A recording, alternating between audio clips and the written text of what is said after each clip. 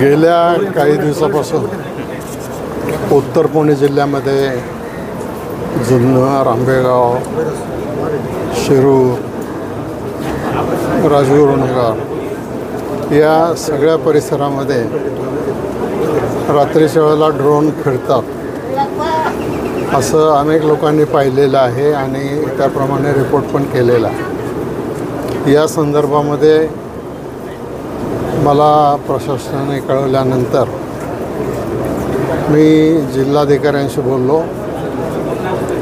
जिल्हाधिकाऱ्यांनी मला हे कबूल केलेलं आहे की ते 15 लाख रुपये तातडीने उपलब्ध करून देतील आणि त्याच्यातून अँटी ड्रोन, त्याला फार तर मिसाईल म्हणूया आपण, ज्याच्यामुळं खालून ते सोडलं तर तो ड्रोन खाली पाडता येतो।